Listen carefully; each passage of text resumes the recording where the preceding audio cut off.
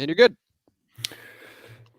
Well, let me just say, I feel bad for my friends in the mainstream media. I feel bad for the folks at ABC, NBC, CNN especially, and of course, the New York Times, the Boston Globe. Their job just got real tough. It's going to be difficult to cover, to run interference, to be the rapid response team for Joe Biden, their pathetic presidential candidate and corrupt presidential candidate after last night. I'm not sure how you make this just go away. If you saw the if you saw Tony Boblinski last night with Tucker, you know that Joe Biden is guilty as hell. But he'll hide out.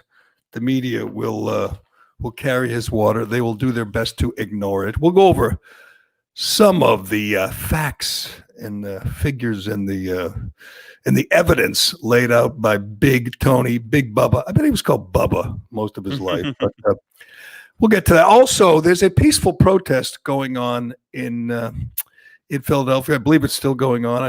If you haven't paid attention, they're peacefully stealing washing machines and TVs. And now, the latest, they're peacefully shooting each other, all because of Walter Wallace, the crazy man, father of 7, aspiring rapper who was shot by police when he attacked them with a knife.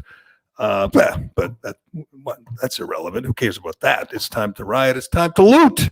It's almost Christmas. It's time to.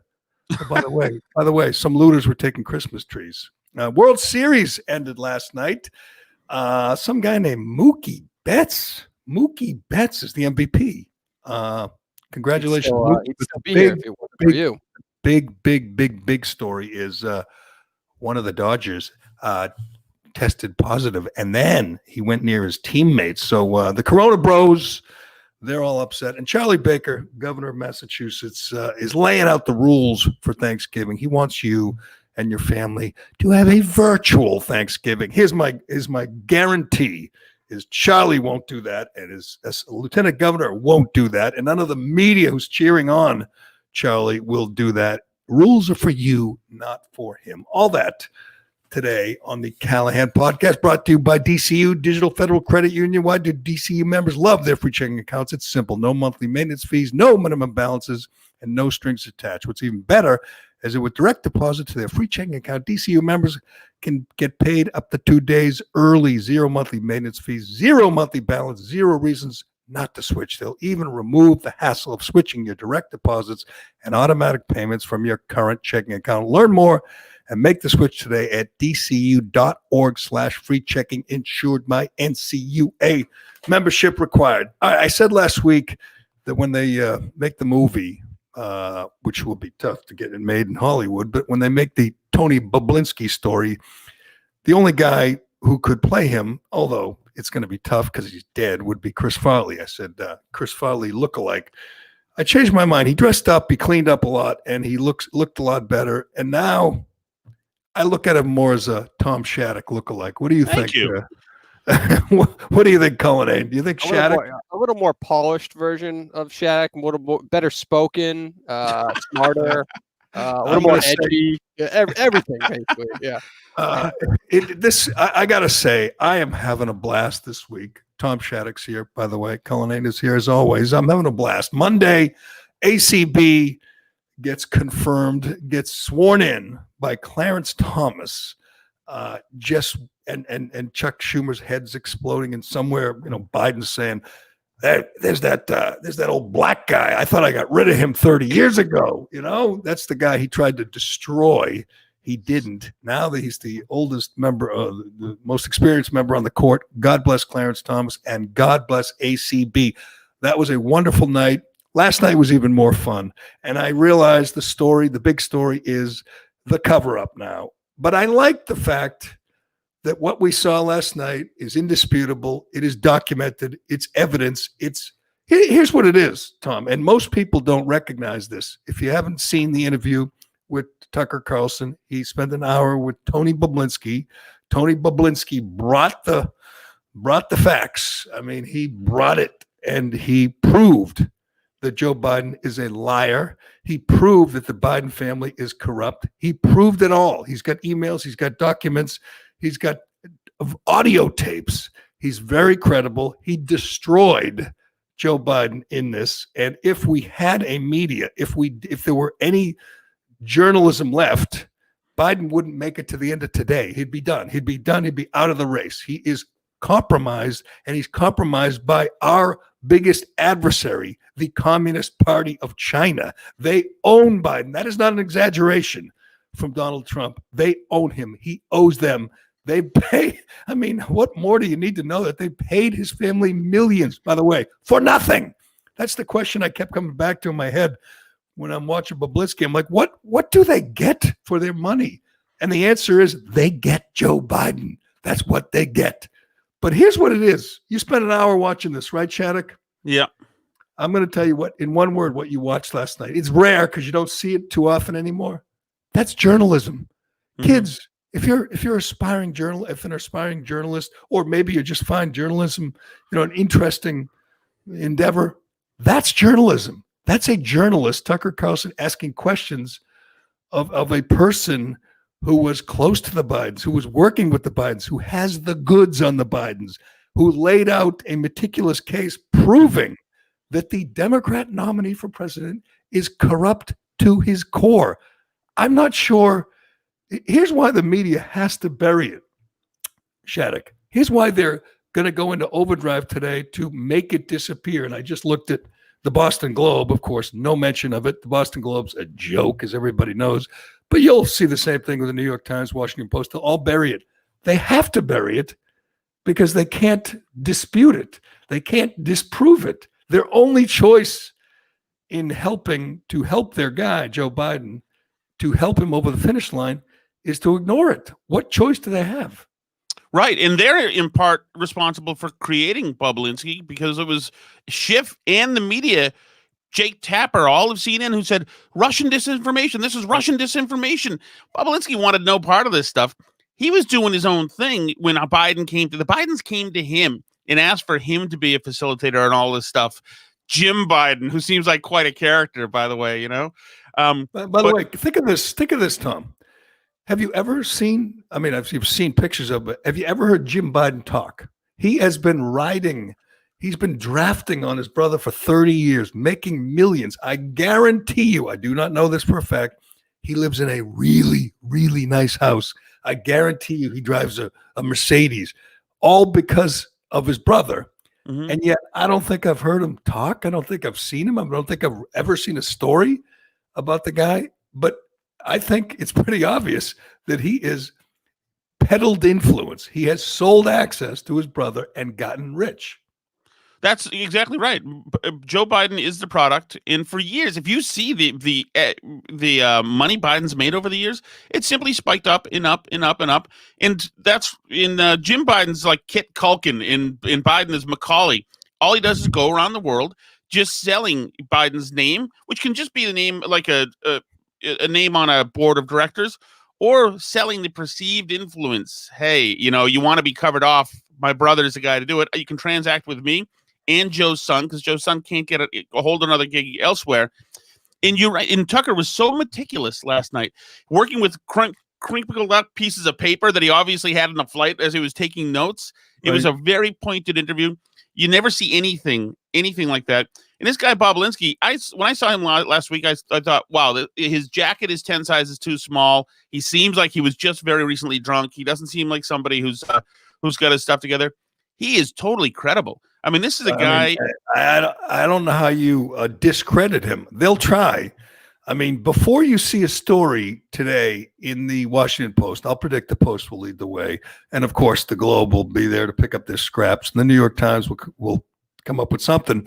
Before you see a story about the accusations, which have been proven, when you have emails, when you have audio tape, when you have first person accounts, that's proof. As Newt Gingrich, I believe, said, it might have been Jonathan Turley, and one of the analysts said, if that were before a jury, they would vote unanimously to convict. He laid out the case. He proved Joe Biden, first of all, lied over and over again when he said he knew nothing about Hunter's business. Secondly, was personally involved in the business, and thirdly, benefited, profited, made millions anyway.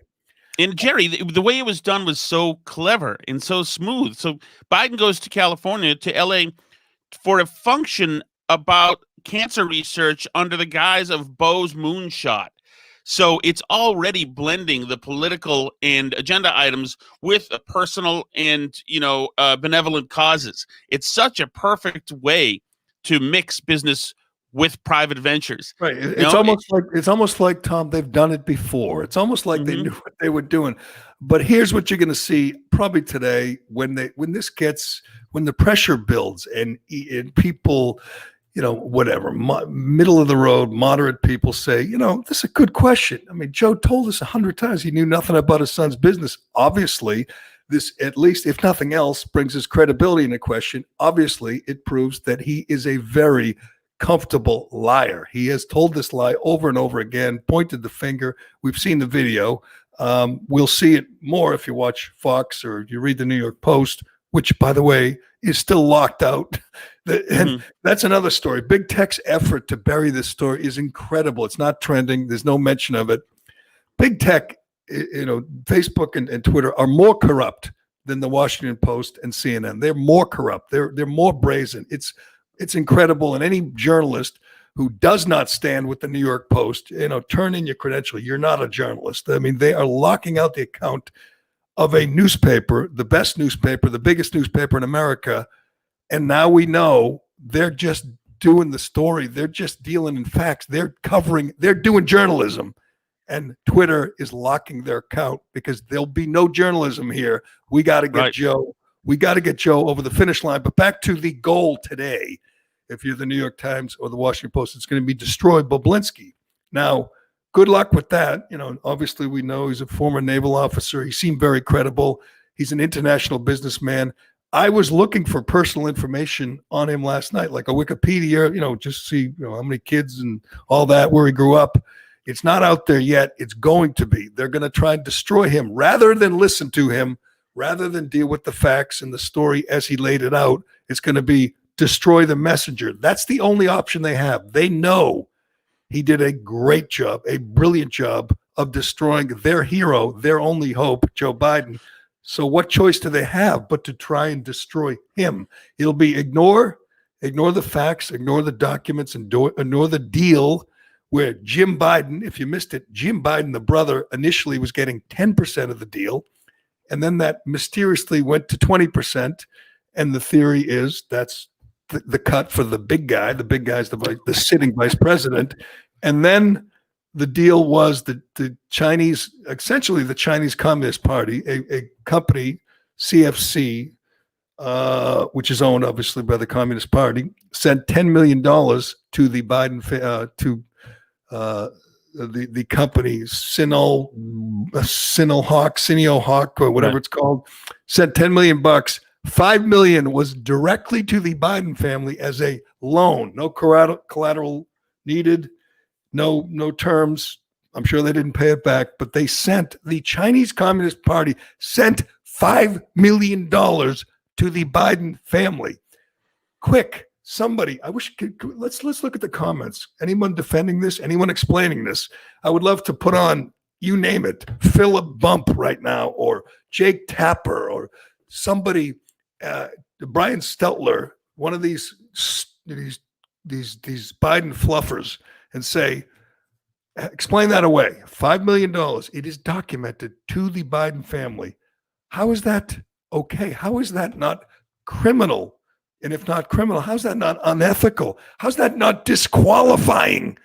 This isn't $5 million from some, Teamsters union or some old-fashioned payoff from some guy who was looking to get a building permit. This is from the Chinese Communist Party. And you know what goes nicely with that, Tom, that factoid? This montage of Joe Biden over the years defending China, saying they're not an adversary, they're not an enemy, literally saying the buildup of the Chinese economy is good for America. They're not stealing intellectual property. They're not taking our manufacturing. They're a good friend. They're a good ally.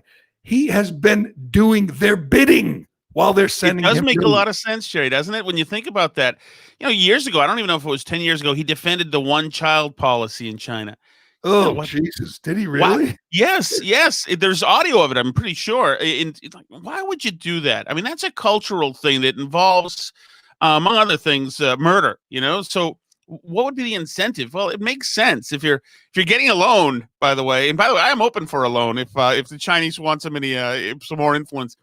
But a loan for what, too? It's like, what's the income? What's the product the Bidens make? For Trump, I understand you give him a loan and you invest because the Trump Corporation is going to build hotels and you'll see a bit of the dividends if they start making money.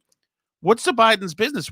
What do they do? That was a question. Here's a media question for you, or logistical question. If that's radio, and in my experience, I was on the morning show. If we had a great interview, if Tom Brady was going along talking about his health regimen or his vitamins or whatever, we'd just keep going, and the midday show would have to just suck it and wait. Mm-hmm. If that was oil can Boyd Stone talking to us, we'd go as long as we wanted. It's good radio. Why wouldn't they just blow out the first half hour of Sean Hannity and let him go? Because that's a question that Tucker left out, and maybe he didn't leave it out, maybe just got edited. But what the hell does this company do? Yeah. They call it an energy. What do they do? They get 10 million from the Chinese. He and even Tucker was shocked. He's talking about getting money from Luxembourg and Kazakhstan and Romania. This greedy, this drug-addled, degenerate pig, Hunter Biden, was stealing with both hands.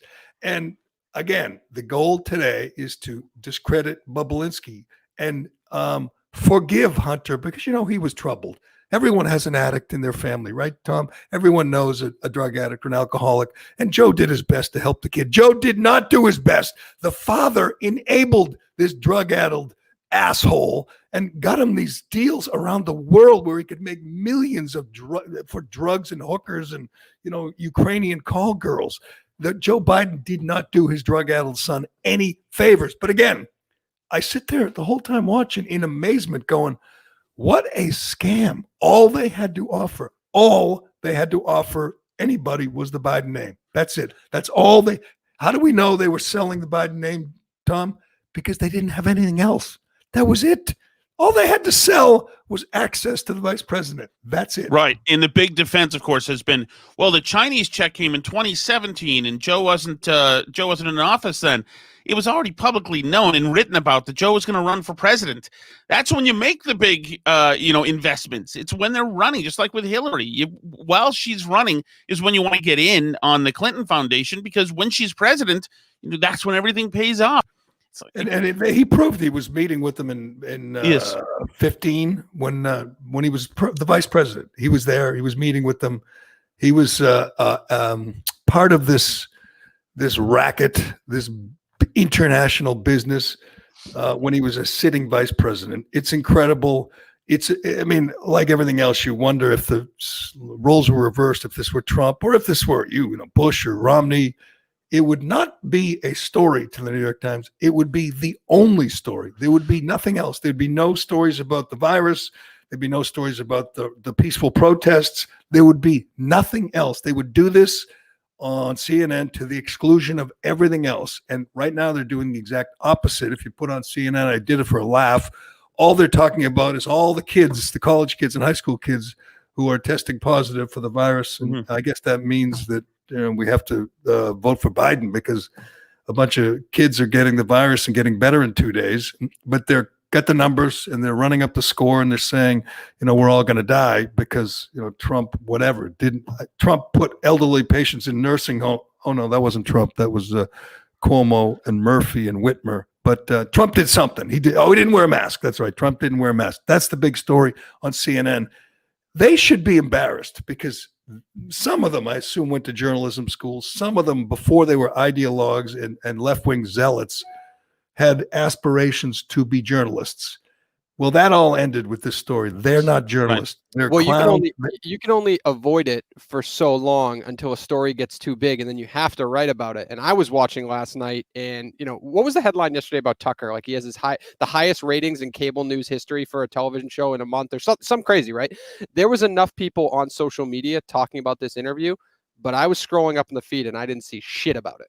So I said that. I tweeted that. I said I'm waiting for the spin, the defense, and normally you see it. You see whatever that was clearly a number one trend in the world moment. Like that was a number one trend in the world interview that was clearly being suppressed. If that was trending online in today's media and journalistic world, you can't fucking avoid writing about that. Here's what's trending. Kevin Cash pulled Blake Snell in the 6th inning. That's trending. Halloween Spirit, that's trending. Here's a trending from BuzzFeed. Leaked message reveal a white extremist group. Secrets. Oh, don't forget Kim Kardashian's 40th birthday. Yeah, Kim K. Those are trending right now on Twitter. No mention of Bobulinski blowing the lid, no pun intended, off the Biden campaign. It is remarkable. I sat there waiting, wondering because that's the natural reaction to this explosive story, revealing story. Obviously, it exposes Biden as a liar, as a schemer, a guy who's used his office, and I guarantee it's the tip of the iceberg. He doesn't. I mean, can't be his only venture where he uses and the office sells the office and makes millions. The guy lives in a $3 million home. His last home that he sold was 10,000 square feet. He sold that to buy a 6,800 square foot home on a lake worth $3 million on a government salary for 47 years. But anyway, Jerry, who do you think's happiest about this? Who's happiest about the Bobulinski thing? Happiest. I'll give you a hint. You always marvel at her shoes. Oh, Kamala. You think Kamala's absolutely. I think more people are onto this, the whole scheme that they've devised, that Joe Biden's a placeholder, that the far left, which by the way includes Michelle and Barack Obama, they wanted Kamala there because they know she's the next president. She's the president in waiting. She's the one who's going to let AOC and Bernie Sanders and Ilhan Omar into the Oval Office. I mean, this is a cabal in some form. This expedites her ascension big time. I mean, remember, Biden at least has to get in and then install friends and allies into good positions and take care of people and make sure that people get, nice kisses in the mail of one kind or another. Jimmy Biden has to be taken care of, and Hunter and all these other allies have to be taken care of. But this means Biden will be compelled to leave almost immediately, because first of all, he's not sentient, one, and he's a lot of these people who he's going to try to install are going to be more moderate, whoever's left in the Democratic Party who are moderate. And the left is going to feel that they've got momentum now, like they've felt all year. They've already changed the language, media already works on their behalf. The world is different now. The culture of wokeism is now the required religion of everybody. And it's not going to stop. In January, they're going to want their stuff done immediately. Green New Deal stuff done immediately. Remember, Biden was willing to do it for Obama with Solyndra and all that stuff back in 2009. But that's when they only had the marginal influence that they have now. You know what, Tom? They don't care about that. They don't care about anything. It's all about keeping this blackout going for 6 more days. That's all they have to do. It doesn't matter what kind of crap comes down on their heads next Wednesday. It doesn't matter. Once he's elected, he could quit or check out for health reasons next week. I mean, as long as he wins, as long as Trump gets defeated, the media in their mind have done their jobs. Again, they don't care about journalism.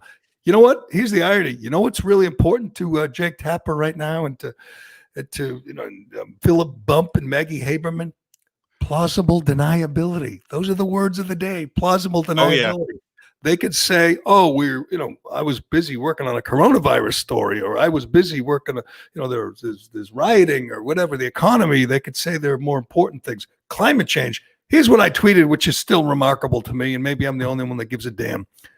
We saw 3 debates, 2 presidential debates. Obviously, the debate commission working with Biden canceled the middle one, and the vice presidential debate, which was a blast. But anyway, 3 debates, no questions about rioting, about Black Lives Matter, rioting, looting, destroying people's lives, destroying minority neighborhoods. No questions. Each debate had more than one question about freaking climate change. Now, you tell me right now, what is a bigger problem? What is a bigger issue? They are rioting right now in Philadelphia. They're destroying a Walmart. They're shooting each other, which I don't know if that's such a bad thing. You know, we got the I guess rioters fighting over stolen goods. But we'll get to that. No Sherry, questions about that. First of all, they talked about the poor boys a lot in the debates, if you didn't hear. And Trump had to distance himself from the poor boys, but he still told them to stand by, which means I assume that's what's happening in Philadelphia. Good point. Yeah, the poor boys are coming. They're going to start. Well, The best they thing do is- good. Someone has the cops. I keep watching this going, this is Philadelphia. This is not Portland. This is a big city with real cops and real, why aren't they stopping? Why? I mean, I watched rioting live.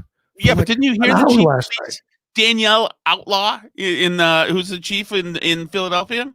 She and the mayor said the same thing. There were peaceful protests. Later on in the evening, something else happened, and we hope that doesn't happen again. Happened? Nothing happens when you don't let something happen. But they say later on something happened, and unfortunately, when something else happened later in the evening, 35 cops went to the hospital, and we made 90 arrests. And there were amazing. Tom. This is 2 nights ago. This is before the shooting. This extensive damage everywhere. And then they get the commerce person, the city commerce director on, and a reporter asks her, by the way, businesses are afraid, and they want to close up and board up because they're afraid their businesses are going to be destroyed. What advice do you have for them? And the commerce manager says, bring in your flower pots. That's it, because you're going to be used as projectiles. It's too bad because every time, maybe it's me, I watch this and I think of the store owners. I think of the store manager, people that work hard, that live in that neighborhood. They looted a dollar store. I mean, is that? I realize that they'll justify. Joy Reid will say, it's justifiable anger against racist cops, but who do you think is working at the dollar store? Who do you think is buying things at the dollar store? These are minority people who are working their asses off to make a living. And these scumbags, these maggots destroy it. Did you see the one? I tweeted out the picture of this one store. They just fairly recently opened up after the last riot 3 months ago, got all their inventory back, opened up again, and these scumbags destroyed it again. And you won't hear anything from Joe Biden or Kamala Harris. You won't hear, you'll hear justifying it. You'll hear excuses from Governor Wolf, who's almost as bad as Charlie Baker and Andrew Cuomo, just a total asshole, called them peaceful protesters. See if you can get this, Cullinane. The video 2 nights ago of the rioting, and like you said, 90 people arrested, 35 cops injured, including a female cop who was run down by a pickup truck. There's video of it. Big black pickup truck, jacked up, runs this cop down, takes off. She gets rushed to the hospital. She has a broken leg. After that, the governor of the state said they're peaceful protesters, and he understands, their frustration, their outrage. If you're a cop, if you're a law-abiding citizen, how can you not despise your governor who is making excuses for rioters, looters, hooligans who are destroying lives, calling them peaceful protesters? It's sickening. It's so crazy, Jerry. You just mentioned it, that these are black-owned businesses in black neighborhoods, and by far the majority of the minority population, they're law-abiding and just want to live. They just want to make a living, and to only align yourselves with the criminals who are destroying things and stealing sneakers, it's disgusting. Like one of the guys, you might have posted this, one of the guys, the store owners, is a black guy named Stephen Hall, and they came and destroyed his business.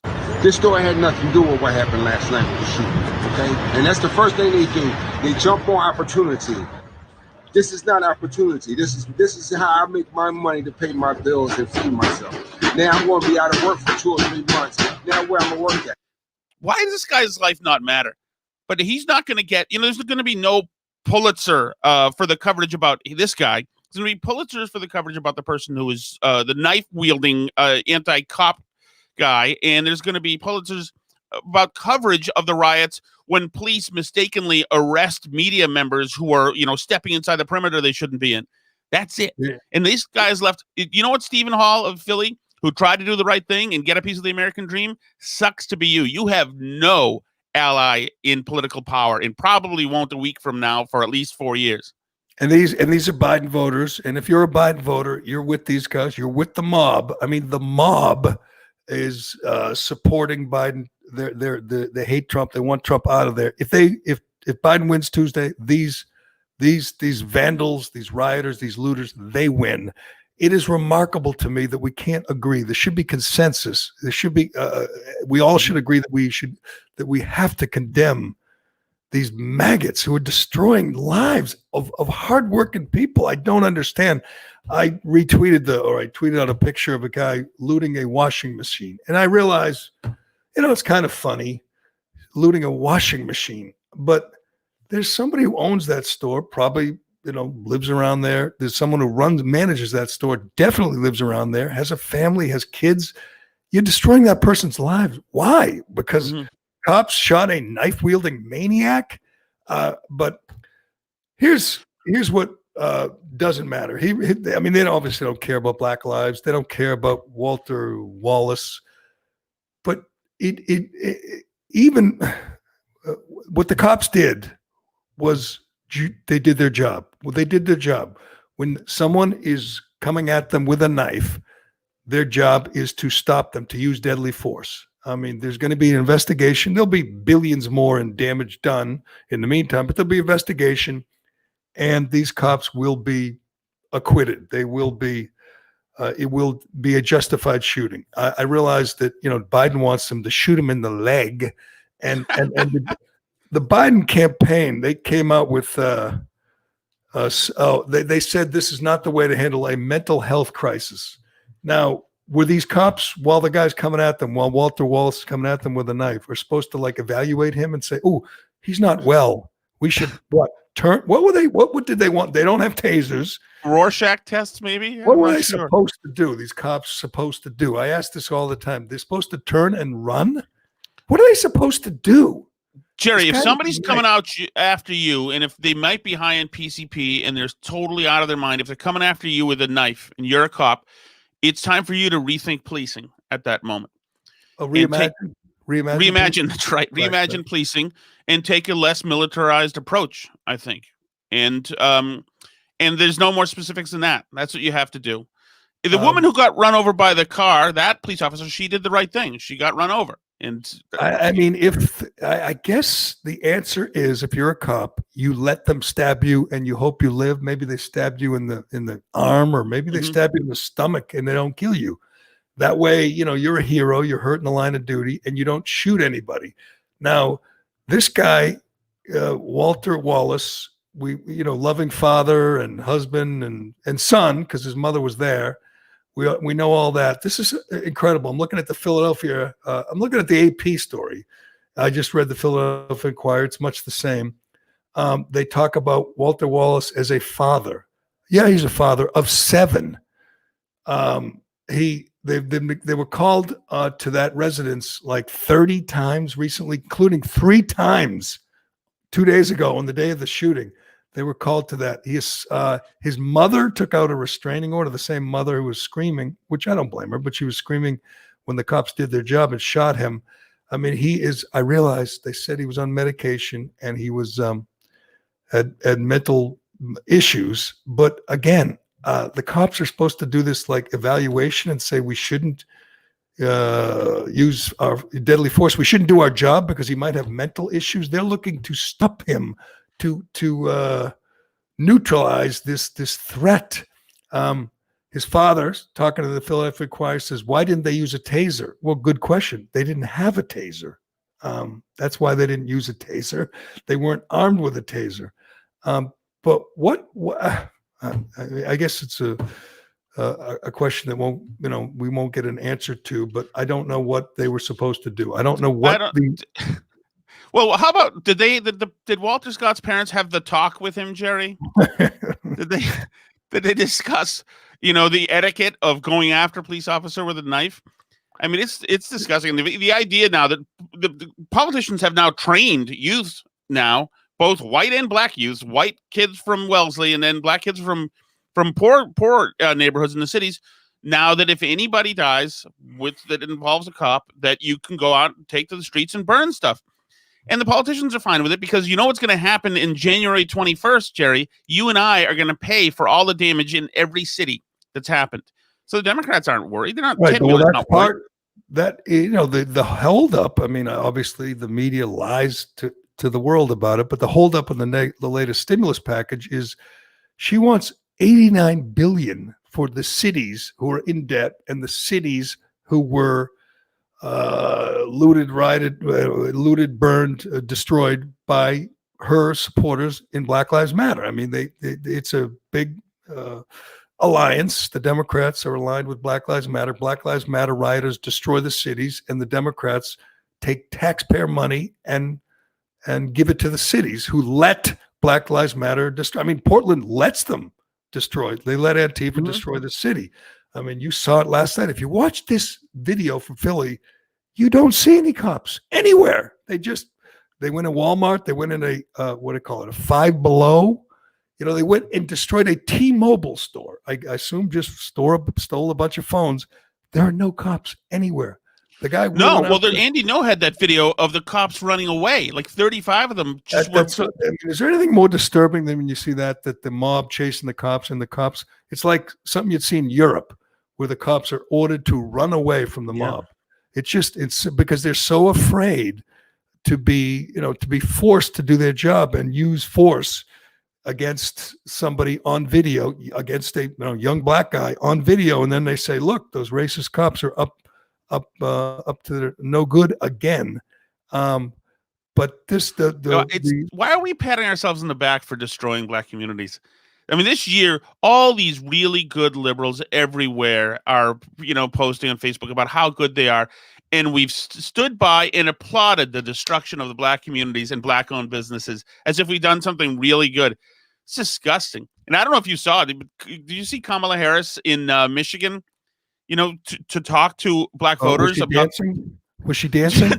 No, she wasn't dancing, but she's talking to black voters about voter suppression and how it's going to happen, obviously, because it's something that Trump and the evil racist Republicans want. So let me get this straight. We've had 65 million people have already voted, but we have voter suppression.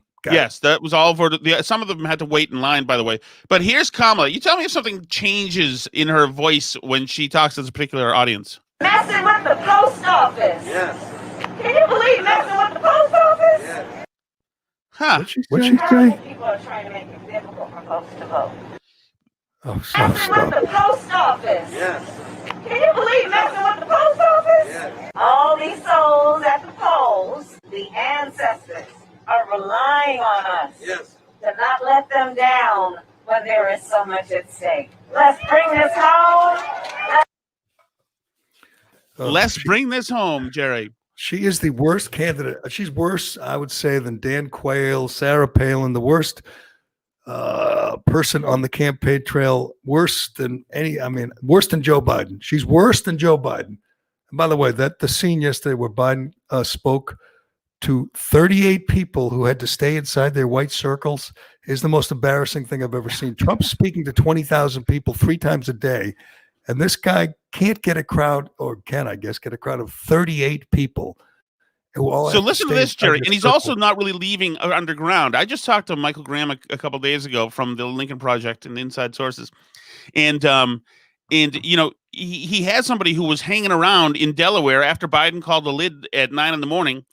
And so suddenly, though, the Biden tour bus pulls up and they grab a few people from the press and they say, "Get on the bus here." They brought them 5 miles away to a Biden envelope stuffing office or whatever. And then they have them shoot Biden walking in there. And they get to ask him 2 or 3 questions as he walks in. And then they push the press away. And then they drive the press back to Biden's house, and then Biden's done for the day. But it looks as if Biden's out and about. It's all a production. He's not going anywhere. Right. The only place to go is Pennsylvania because it's 20 minutes away.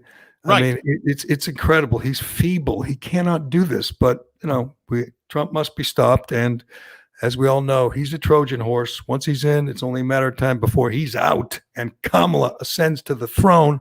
All right, I want to finish up on this Walter Wallace story because it's ongoing. If you're just getting up, looters are shooting each other. The story this morning, see if I have this right. There's a breaking story from Fox 35 in I don't know where it is. 11 people. I'm sorry. Fox 29 in Philadelphia. Steve Keeley. 11 people shot while looting in Philadelphia.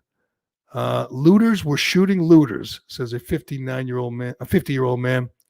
He said hold it, check this out. A man said his car was filled with stuff that he looted. It was carjacked and stolen from him. He had a car full of stolen goods and the car was stolen from him. Unbelievable. But so Joe Biden tweets out yesterday, our hearts are broken for the family of Walter Wallace Jr. and for all those suffering. The emotional weight of learning about another Black life in America lost. Jesus. Walter's life mattered. That's a disgrace. You're a disgrace. Joe Biden, let me say it again, is a disgrace. There are 35 cops injured. A female cop run down by a pickup truck from a looter, rioter, BLM activist. And the vice presidential candidate points out the race, trying to stoke the flames, points out the race of the perpetrator, the guy who came at the cops with a knife. Does anyone really think if a white guy's coming at these cops with a knife that they would say, oh, he's white, I think I'll just, shoot him in the leg? It's just absurd. Terry, having a mental health crisis should not be a death sentence. Correct. That's from your presidential candidate, who, by the way, one candidate is rooting for the rioters, the other one is rooting for the cops. It is pure and simple. Biden and Harris are rooting for the rioters. They're stoking the flames of racial strife here. Here is NBC Philadelphia story that they posted this morning about Walter Wallace. Wallace was a 27-year-old father of 7 who just got married this month. There are school-age children now. His children, these are all school-age children, so now his children have to grow up knowing that the police killed their father. That's from his cousin. His cousin says the poor kids have to grow up knowing their father attacked the cops with a knife. Here's the next paragraph.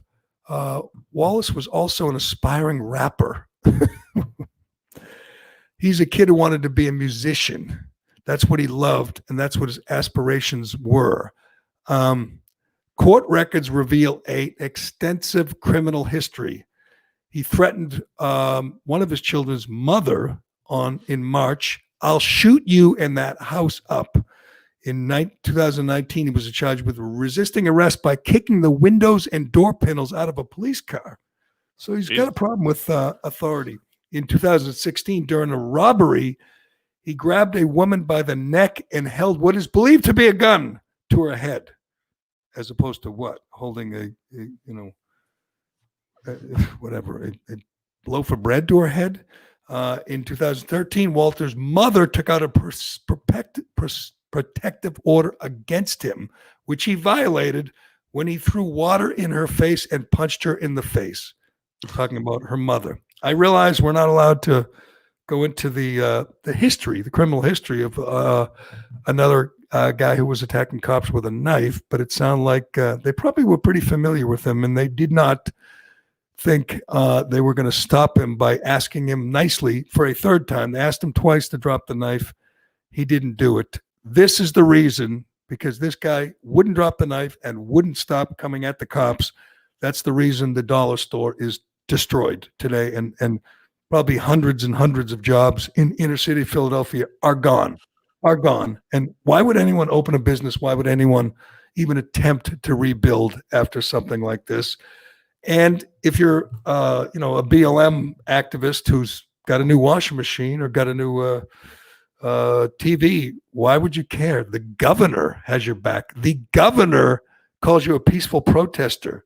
You know, the Board of Health woman, they got your back. By the way, you know what else they were stealing? Christmas trees. So they're going to be ready early for Christmas. You know, I wonder if looters have that same sensation when they walk into a store and they notice that the decorations are coming out earlier and earlier every year. You know what I love when I loot? I love to hear Christmas songs in the background. Have a holly jolly Christmas. That's when I'm looting. It just puts me in the spirit. Puts me. In you can hammer the ATM machine to the melody of "Let It Snow." Actually, with your sledgehammer. One of these days, some poor store owner is just going to say, "I've had enough." He's going to sit behind in the store when it's closed with a shotgun, and he's going to just defend his livelihood, his property, and then Biden and the media, they will have a new villain. They'll have this poor hardworking store owner who is fed up and starts to shoot back. Then you will have a real villain. That hardworking store owner, you'll have we just had one and he just killed himself, right? That's true. The guy in Omaha who veteran who was charged with murder because he defended his property, defended his restaurant. Good point, but that's going to happen again. And I'm surprised it has not happened more. But that's the big story. You got to watch rioting live. I'm sure you'll get to do it again tonight. It spread to New York, by the way. There was unrest in New York because they shot this poor father of 7, an aspiring rapper in Philadelphia. In New York, the mayor will say, "Well, welcome, come on in. Good to have you. This is important. Racial strife and division. And let's go. Let's tear up my city. What's left of it. It's disgusting. I blame the mayors. I blame the governors. No one takes a damn stand against this." Well, hold on about New York. There have been recent clean sweeps of a lot of the Jewish schools, and they haven't found any.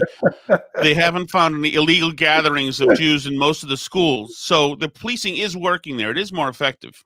We'll get to that because we already have the warnings about Halloween and Thanksgiving. The next ones are going to be about Christmas, but especially about Hanukkah.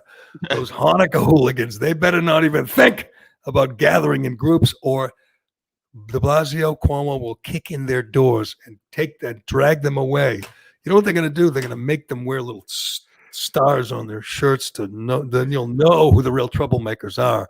All right, we want to get to that. We're going to get to our rules for Thanksgiving from our idiot governor. And the World Series is over. Baseball's over. And if you missed it, we'll tell you the big story. A couple of big stories from the world champion Los Angeles Dodgers. One of them's pretty disturbing, I have to say. Pretty disturbing. But first, I want to tell you about Shea Concrete. Shea Concrete. Homeowners, did you know that my brother-in-law, Greg, and the good folks at Shea Concrete have a huge selection of precast concrete steps? Of course you did. Whether you're building a new home or you need to replace an old stair, Shea has great values with designs for any home available in concrete, or you can customize with beautiful stone, granite, or brick. I'm a bluestone guy. That's what I am. But you see what you like best. They'll show you them all, and they'll help you with your decision. It's easy. You pick out some steps. You know what they do? They take away the old steps, the heavy old steps. You don't do a thing. Bring in the new steps, and immediately your house looks better and is worth more. A new staircase can dramatically upgrade the front entrance to any home, and your home will be worth more. You're not really buying anything. You're investing in your home with new steps. You can learn more about Shea's precast concrete steps at sheaconcrete.com. And you know what? This is a good time to do it. Do it in the fall before the winter. A new set of front steps is what you need. If you want your house to be worth more and to look better, do it. Call them up at Shea Concrete, or just check them out at sheaconcrete.com. All right, World Series is over. I'm sure the ratings suck. I'm sure, although it'll be close. On Monday night, and I realized there was that ACB bounce, Tucker Carlson and Sean Hannity had 7 million people watching each. Tucker will have bigger numbers last night, and the World Series will build. I'm sure the numbers at the beginning aren't great, but World Series will probably get 10, 11 million. Tucker will probably get, 8, 9 million. It'll be close. And it's over. I said, because I just wanted someone to make the Red Sox look bad, so I couldn't lose. If Tampa won, the Red Sox would look bad. And if Mookie Betts won, the Red Sox would look bad. They looked even worse than I thought. Mookie Betts is your MVP.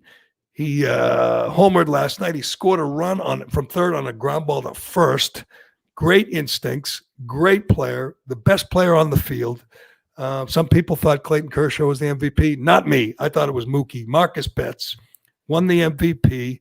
I'm sorry. I got to give credit where credit's due. The Red Sox have payroll flexibility, so they got something out of the deal. The Dodgers got the second best player in baseball, and they got a World Series championship. The big story before the end of the game was the manager of the Rays, Kevin Cash, yanking Blake Snell. His pitcher was just cruising. I believe he'd given up 2 hits through 6. The top 3, is it the top? Yeah, the top 3 hitters in the Dodgers lineup were 0 for 6 against Snell with 6 Ks, including Mookie, who can't hit lefties anymore. For some reason, he sucks against lefties, and Snell was eating them alive, and the manager yanked him anyway. And it all blew up. Brought in this guy, Nick Anderson, who set a record for most consecutive postseason games giving up a run. It was just an idiotic. Is Kevin Cash is he a Moneyball guy? He's got to be a. He obviously is a sabermetrics guy, and he stuck to the numbers and didn't go with the feel, and he should have. Snell was just dominant. He got yanked. He was pissed. Every Rays fan, I don't know how many of those are out there. Dick Vitale must have been pissed because it was a terrible move by Kevin Cash. Hey, but at least he was in the World Series. The Red Sox. What do you think the value? Ended like 6 months ago. What do you think the value of winning the World Series this year is? Like, what is it like from a financial standpoint? From is the team is the team worth more because they won? The value? They're the Dodgers. I don't know. I don't know. Like they're not going to sell a lot of merch. Like I feel like when the Red Sox won, like everybody was buying shit. It doesn't compare to a typical regular season in the timing and everything's. Although the timing's pretty close to normal. Late October ending the World Series, and the Dodgers end a 32-year streak. It's hard to believe the Dodgers hadn't won in 32 years, but it means a lot to Clayton Kershaw, who was kind of that guy who couldn't win the big one, who's obviously a Hall of Famer. I think 3-time Cy Young winner, finally wins the big one. But if you missed it, the big story is not Kershaw or Betts or the Dodgers or even Kevin Cash. The big story is Justin Turner, the third baseman for the Dodgers, the guy with the long red beard and the long red hair, found out during the game that he tested positive for coronavirus. You saw him initially go back in the clubhouse and you said, oh, he'll go home and quarantine and all that. No, not Justin Turner. He not only comes back to celebrate, but he doesn't even wear a mask, which, God bless them. Who cares? They're all young and healthy. If they get the virus, they'll be fine. They're not even playing. It'll be easy for them to quarantine. They could probably go to, wherever, Cabo and quarantine if they want. But he's sitting right next to the manager, right next to his manager and his teammates with no mask on, which sent the Corona Bros, which sent the media, all the Karens out there, the Darren Ravels, into overdrive, screaming about how careless and reckless he was. And I guess he was, but hey, he won the World Series. He had a good time. We'll find out if he infected any of his teammates going That's forward. One of the reasons I want you canceled, Jerry, is that you're talking about the World Series. You're talking about Mookie Betts. When you scared Mookie Betts out of Boston, I mean, this would have been our World Series. A duck boat parade, would have been probably this Tuesday. But no, I mean, you had to foster a certain atmosphere around Fenway Park, and Mookie Betts had enough. That's what I'm told by insiders. And so I think that you aren't allowed to enjoy baseball anymore, having moved championships away from Boston, Massachusetts. It's hard to believe the Red Sox used to be good. 2 years ago, they were the greatest team ever. I mean, Mookie Betts was a big part of it. They had some. I was wrong. I voted for Mookie Betts. I would have said Mookie Betts or Clayton Kershaw, but Corey Seager was the MVP. Oh, I'm sorry. Who's the friggin' MVP? I get no help here. I know you don't care about sports, and I know Colin only cares about wrestling. Who was the goddamn MVP? Corey I thought Seager. I thought it was Seager. It was I don't Seager. I just said Mookie Betts. He was my MVP, but Corey Seager was the MVP. And shortstop. But Betts hit a home run last night, had a big play, had a bunch of great catches. I mean, he's spectacular. Yep, it's Corey Seager. I bet you Betts got some votes. What do you think? I assume so. It is back to your point though. It is crazy that like just a couple of years ago, like people gave a shit about baseball in general. Like how fast did that happen? I'm not like nobody is going to talk about the 108 games. They were the best team ever. I don't even know. Yeah, what but happened. Jerry, a couple of years ago, the Sox seemed to know what pitch was coming too. I mean, there should be. Good point by you. Yes, that's a good point.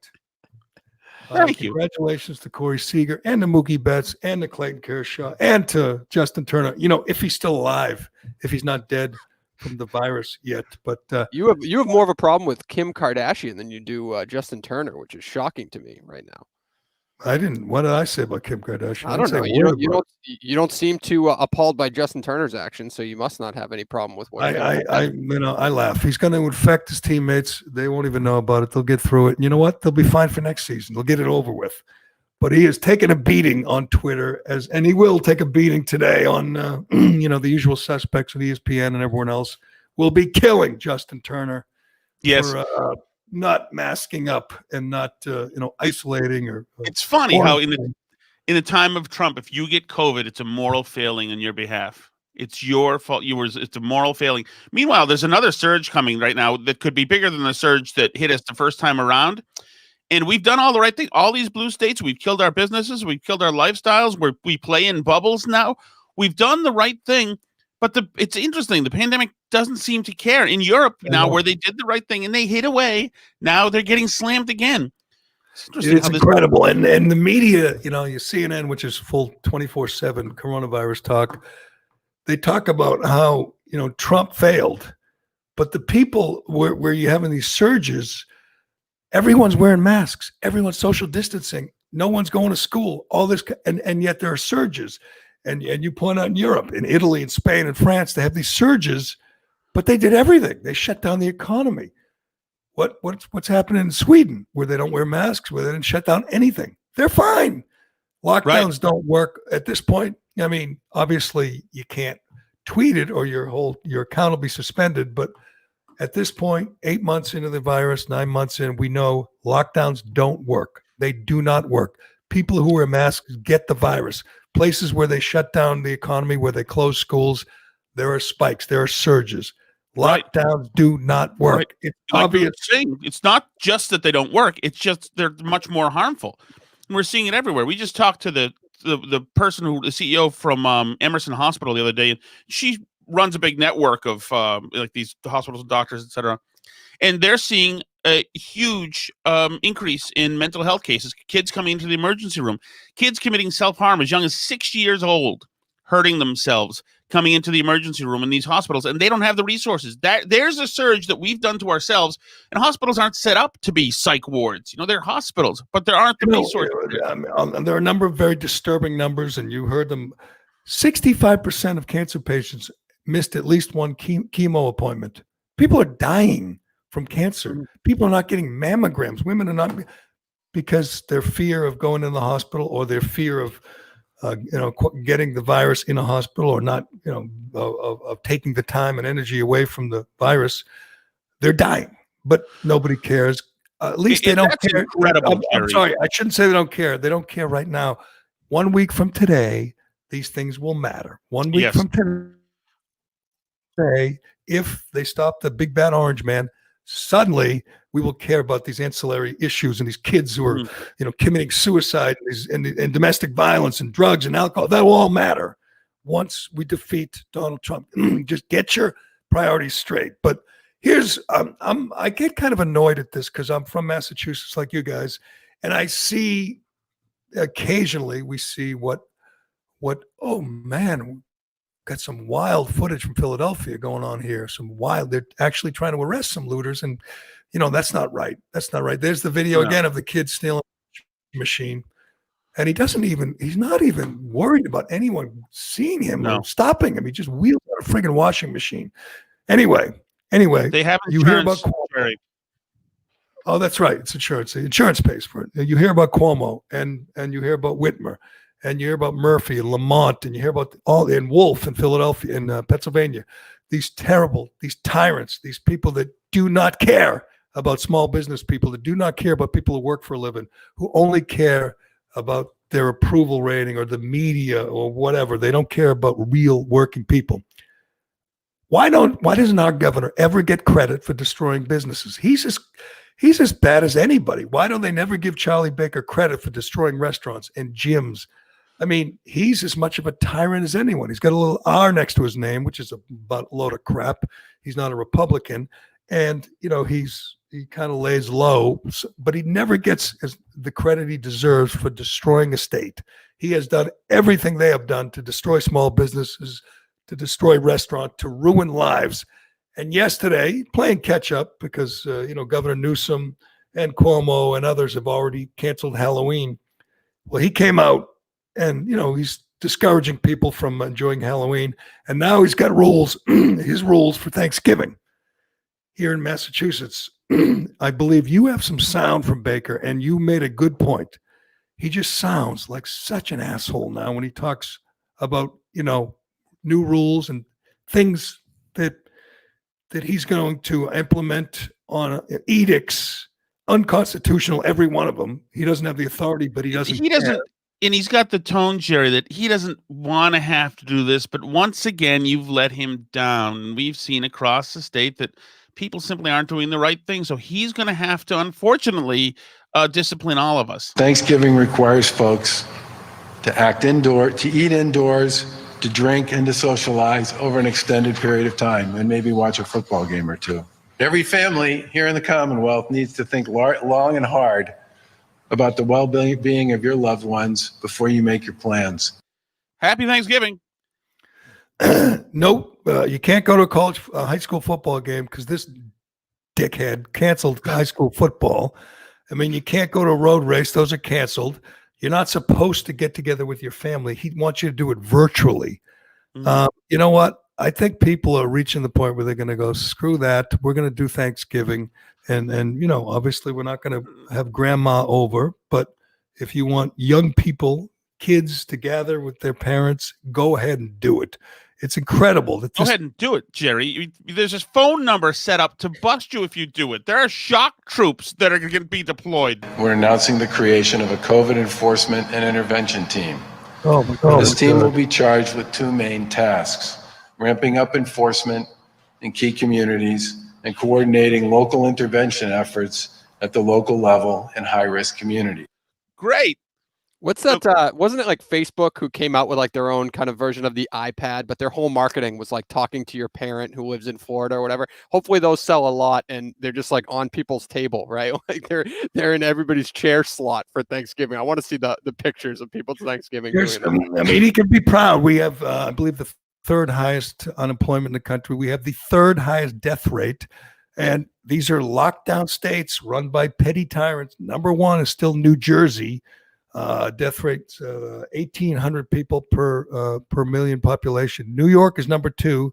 New York, by the way, have killed 34,000 people. In Massachusetts, we're almost at 10,000. Charlie Baker, is that right? I thought we were over 10,000. Let me double check that. I think we're just under 10,000. But I mean, we're going to get there. Baker's determined to get there, and it's your fault, Jerry, because you have a party, a graduation party in Chelmsford, or a bunch of dudes get wasted in a booze cruise in Boston, or a few lifeguards on the Cape somewhere.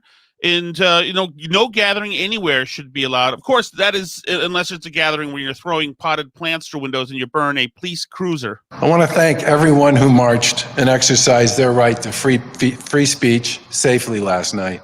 Tens of thousands of our neighbors, friends, and colleagues tried, when possible, to balance the new normal we live in with their right to free speech. Oh, God. I want to thank everyone who made their voices heard.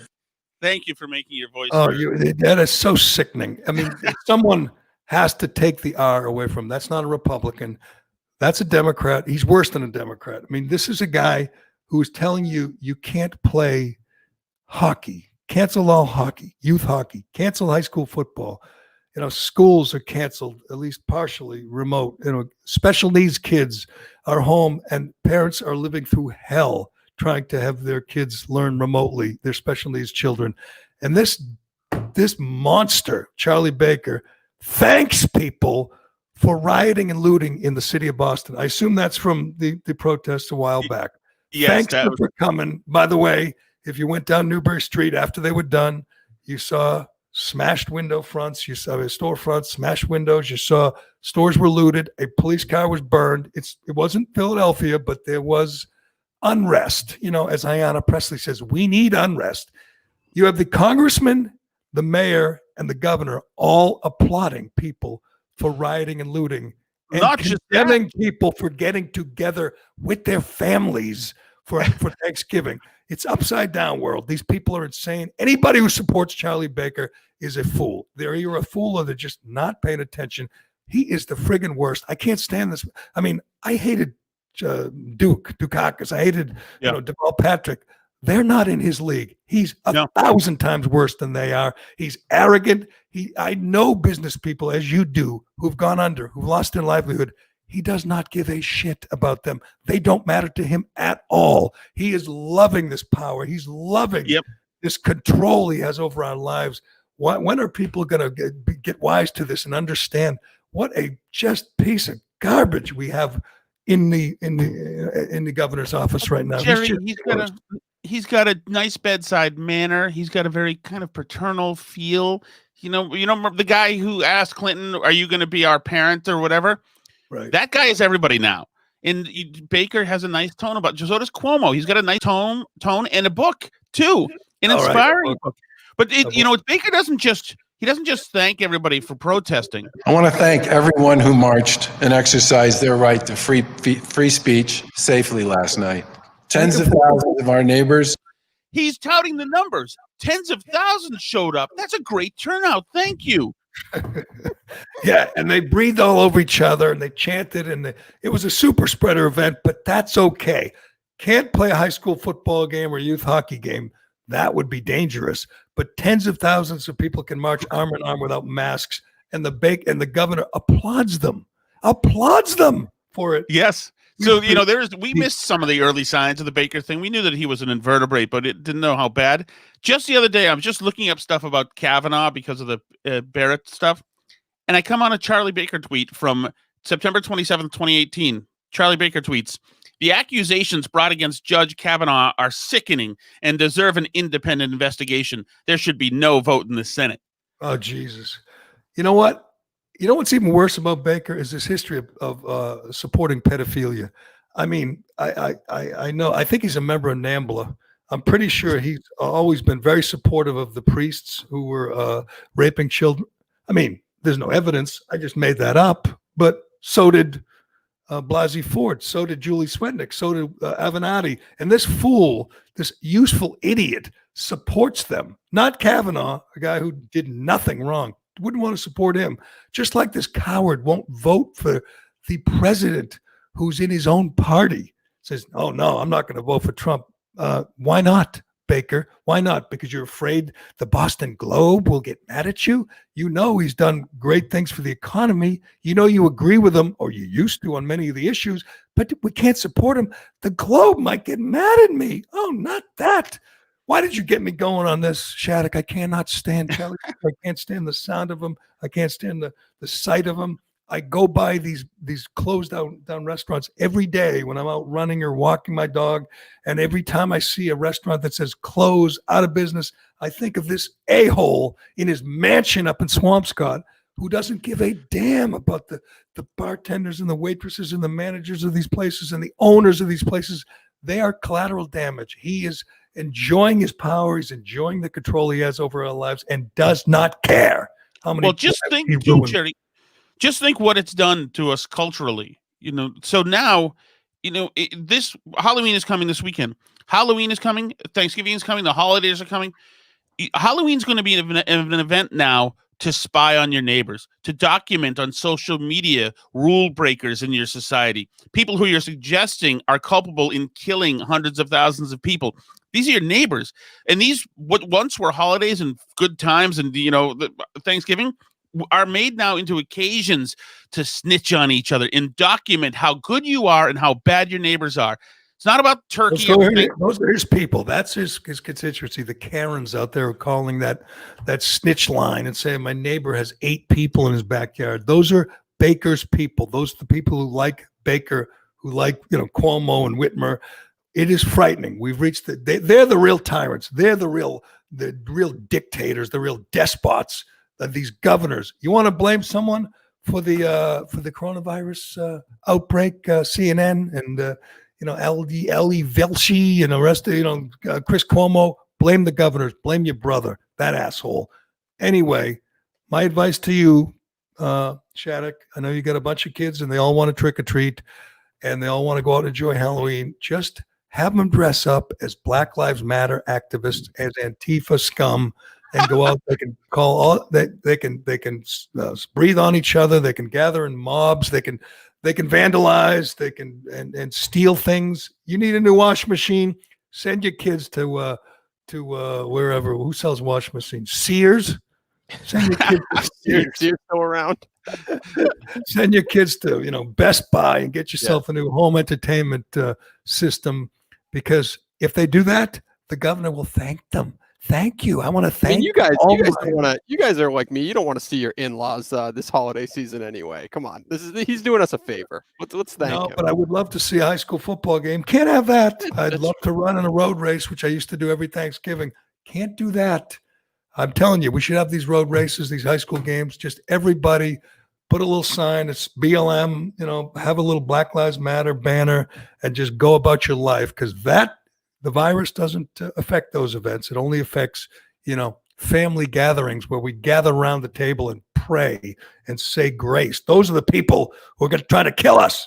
It's not those Black Lives Matter Antifa thugs. Anyway, it's also certain sects in SECTS in New York in cluster zones, Jerry. Right.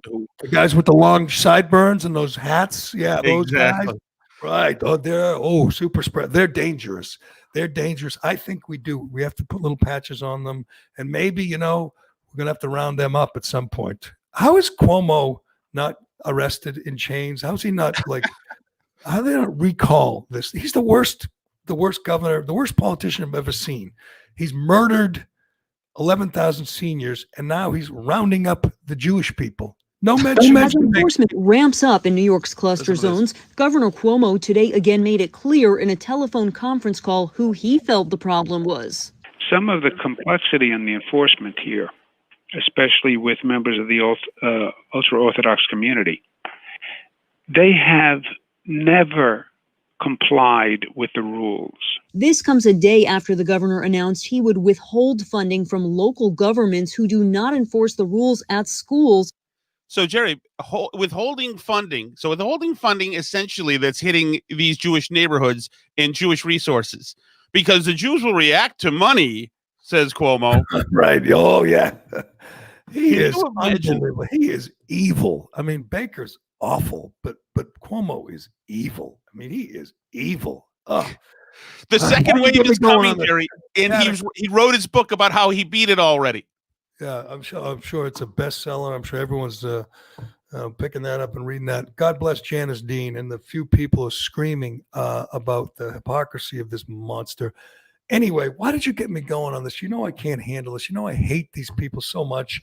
I was enjoying my week. We got a new Supreme Court Justice, the wonderful, the lovely, the talented Amy Coney Barrett. And now the whole world knows. They might not be reporting it. They might not be admitting it. They all know that Joe Biden is corrupt to the core. We know he's the leader of the Biden crime family. If you haven't seen the Bobulinski interview yet, you really should watch it. I will sum it up again in one word: journalism. It is journalism. That's how it used to be done. Hopefully that's how it'll be done again in the future. But unbelievable job by Tucker. Hopefully there'll be more of it tonight, more follow up. Hopefully the mainstream media, the media wing of the Biden campaign can't ignore it forever, because it's an incredible story. And this guy, man, does he bring it? He brings the evidence. Not only has he got email, texts, and first-person accounts, He has audio. I mean, Yes. he has audio tape of some of this incriminating stuff. It's incredible.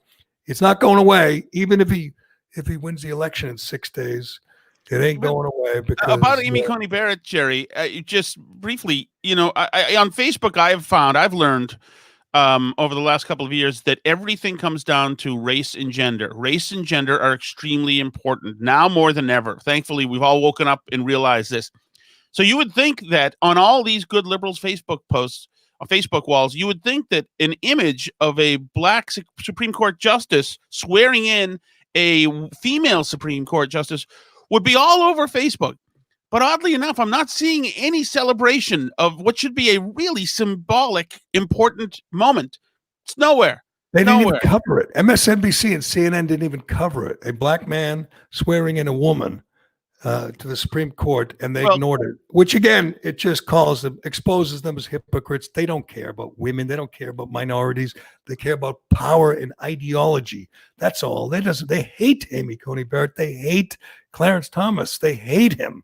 And their candidate Biden did more than anybody to destroy Clarence Thomas. He failed, obviously, and it's a wonderful thing. Clarence Thomas has kind of got more power than ever, and it's a great thing, at least until they pack the court once Biden gets elected. But, let's not talk about that until next week. Right. But MSNBC did cover it, Jerry. Chris Hayes let us know that Amy Coney Barrett cost us 1,000 deaths for coronavirus. That's true. He said he's never going to be able to look at her without thinking of those death charts and all the people who've died of the virus. Well, that's his problem. I'm never going to be able to look at her without smiling. I love her. I just hated the fact that she was up there with her husband. I don't want to think about him. I leave me to my little fantasies. By the way, not a word about Hunter's peccadillos last night, which was a good thing. No mention of it. Drug problems, of the underage girls that he's videoed with, or doing lines off hookers' asses, or smoking crack while the hooker gives him a foot job. None of that came up, which was good by design. That's irrelevant. It's prurient or whatever. It's lurid, but the real story is the corruption of the family, the corruption of his father, and that was proven last night.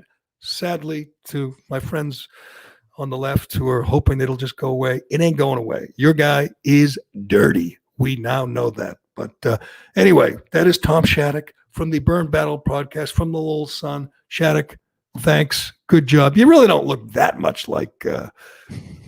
So I got a haircut I thought would be thinning, but I look fatter. I mean, I got to do something about this camera angle, or you guys should put on some weight, for God's sakes. All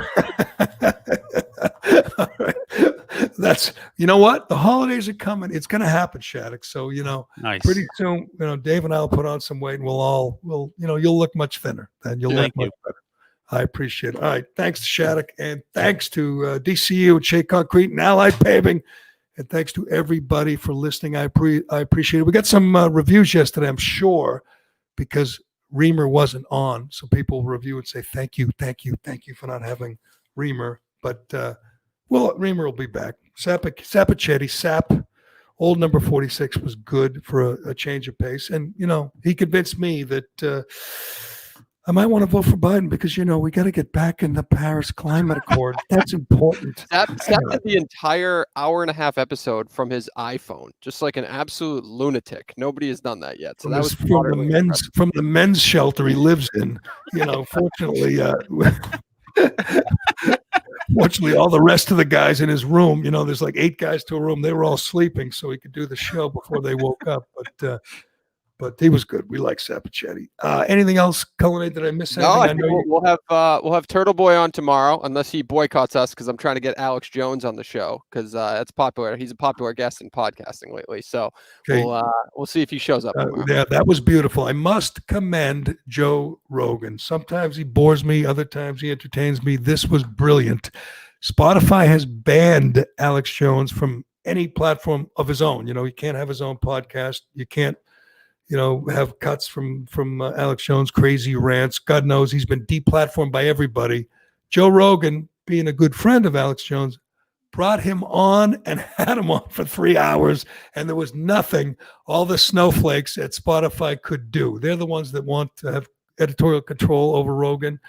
He sat there, big cigar out, and let Alex Jones go on all his crazy rants, and there was nothing all those Karens at Spotify could do. It was a brilliant move by Joe Rogan. I'm gonna have to listen to that. Normally, it's such unnecessary backlash too, because even though Spotify, however that deal works, they basically, they don't own Joe Rogan's show, but like Joe Rogan, there's nothing special about Joe Rogan being on Spotify. He's no different than any other piece of content on Spotify, and I probably could name 150 shows that are way worse than Joe Rogan talking to Alex Jones that are currently on Spotify. Yeah, but you know how it works, man. They want control. They don't believe in free speech. They want to shut down dissenting voices, and they hate Alex Jones. Hell, they hate lots of they hate Milo Yiannopoulos and Laura Loomer and Turtle Boy. We want to shut those voices down. We don't want to debate them, dispute them, disagree with them. We want to shut them down. They thought they had shut down Alex Jones. Well, Joe Rogan went right around their backs and put him on the air, and God bless him. I commend Joe Rogan. I think that Rogan kid's going to be okay. He's going to do okay. Yeah. Pulling that, by the way, like days before the election, that's whipping it out right there. That's big. Trump should get over there. Trump still has time. He should get over to Texas. And sit That's a down good with Rogan. point. He's a good point. He should. Someone in Trump's camp should tell him, get on Rogan and get on the Callahan podcast. Those are the ones that move the needle. All right, Turtle Boy will be here tomorrow. We will certainly give you the latest on the Bublinski story and the latest on big tech's attempt to shut it down. Turtle Boy loves talking about that. No one has more experience of being shut down by big tech than he does. We'll get into that tomorrow. I'm Jerry Callahan. This is the Callahan Podcast, and we will talk to you again tomorrow.